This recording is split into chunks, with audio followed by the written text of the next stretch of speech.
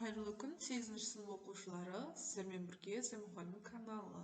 Оқушылар тапсырманы бастамас бұрын біздің каналға жазылып, лайк басып, қолдау білдіруді ұмытпаймыз. Біз бүгін 8-ші сыныптың қазақ әдебиеті пәнінен 3-ші тоқсан бойынша жиынтық бағалау тапсырмаларын орындаймыз. Бізде 2 бөлім қарастырылады. Дәл қазір біз 1-ші бөлімді орындаймыз.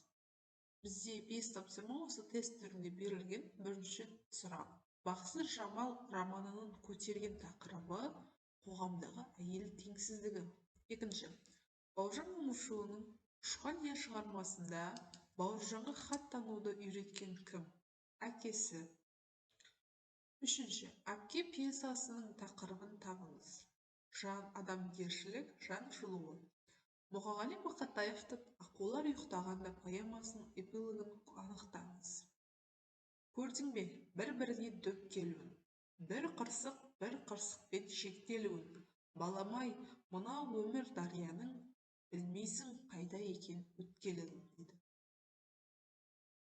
Бізде 4-ші сұрақтың жауабы дұрыс болады. 5-ші сұрақ. Аққулар ұйықтағанда поэмасындағы оқиғаның шарықтау шегін анықтаңыз, дейді. Бізде бұл ананың аққулардың атуы, дейді. 5 жауабы дұрыс. Келесі 2-ші бөлім. Сәрсенбай Жамалды Жұманға беруге неліктен келісе кетті? Енді 2-ші бөлімді қарастырамыз. Шолпанның екі дүниеде Жамалдың обалы саған болсын. Би болмақ тұрсын, патша болсаң да, Жамалдың неге сондай жаманға қиып бермекші боласың деген сөзінен нені аңғарамыз, дейді. Өз ойыңды 4-5 сөйлеммен білдір. Сәрсенбай санасындағы жаңа өзгерісті сенімді көрсетеді. Өзіне жақтас іздеген мансапқордың тапқаны болыстың құдасы сөзінен де, ісінен де, жолынан да, қолынан да келетін, артынан ерткен тобы бар Байжан. Соның қолдауымен билікке жетуді іш есеп қылады. Сондықтан Байжанның өзі таза, өзі ақылсыз Жұман деген баласына Жамалға құда түсуіне қарсы болмайды. Бәйбіше мақұлдайды, бірақ туған шешен Шолпан наразы. Бірақ Сәрсенбайдың келіскені бұл келіскен. 7-ші сұрақ. Бауыржан Момышұлының Ұшқан я шығармасында ер баланы тәрбиелеуде әкенің рөлі ерекше екендігін аңғарамыз. Әке көрген моқ жанар, шеше көрген тон пішер деген. Халық даналығы да текке айтылмаған. Бауыржан Момышұлының әкесінен алған тәрбиесінен ерекшелігіне тоқталып, өз көзқарастарыңды білдіріңдер, дейді. Ұшқан я адамгершілікке үндейтін, тәлім-тәрбие беретін көркем туынды. Шығармада адамның асыл қасиеттерін қадірлейтін жолдар да көп. Білім мен ақыл, тәрбие адамның ең қымбат, ең әдемі қасиеттері саналады. Бауыржан Момышұлы бұл өмірдегі барлық нәрседен де тәрбиені жоғары қояды. Адам бойындағы жақсы, жаман қасиеттер бәрін тәрбиемен тығыз байланыстырып қарайды.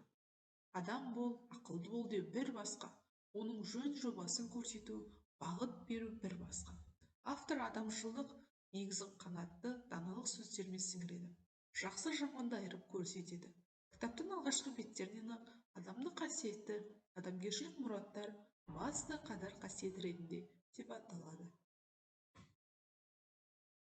8-ші сұрақ. Аққулар ұйықтағанда поэмасында ананы қасиетке ұғатуына итермелеген қандай күш? Ананың әрекетіне сен көзқарасың қандай? 5-6 сөйлеммен ойыңды білдірді.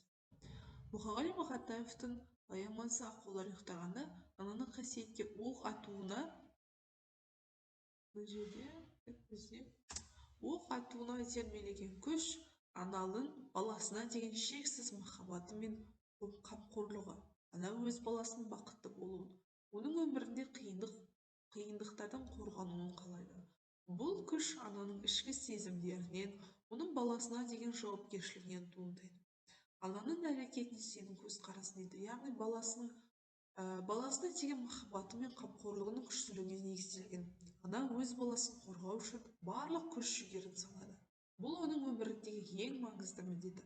Осылайша ананың әрекеттері мен сенімдері поэманың негізгі тақырыбын ашады. Яғни ананың махаббаты мен баласына деген қамқорлығы. Бізде бұл 3-ші бөлім, соңғы бөлім. Болат Исабековтың «Әпке» драмасының көркемдік идеялық құндылығын гуманистік тұрғыдан талдап, «Әпке» шығармасының тәрбиелік мәні тақырыбында әдеби эссе жазыңыз дейді. Сөз саны 70-80. Болат Исабековтың «Әпке» шығармасында ата-аналарынан ерте айырылған жетімдер туралы айтылады. Бірақ оларды жетімдер деуге келмес. Себебі бауырларына ата-анада әпке де бола білген, үйдің үлкені Қамажай атты әпкелері бар. Қанша бастарынан қиындық өткендерімен әке-шешесін орнын жоқтатпай, бауырларының аяқтарын тік тұрғызып, қатарынан қалдырмауға тырысты. Олардың бәрін оқытып, тоқытып, тіпті кіші інісін үйлендіріп, бөлек үйге шығарып берді. Бұл шығармадан үлкен тәлім тәрбие алуға болады. Әпкесінің бауырларына деген қамқорлығы, махаббаты туралы айтылады. Тіпті қазіргі кезде әпке болмақ түгілі өз балаларын тастап кете баратын көкек аналар қаншама.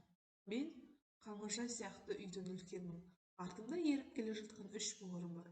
Оларға өз бойымдағы бар жақсы қасиетімді көрсетіп, дұрыс тәлім тәрбие беру менің әпкелік парызым деп білемін. Достар, осымен біздің 8-ші сыныптың 3-ші тоқсанға арналған тыржыма тапсырмасы аяқталды. Назар қойып тыңдағандарыңызға рахмет. Каналға жазылып, достарымызбен бөлісуді ұмытпаймыз. Сабақтарыңызға сәттілік. Сау болыңыздар.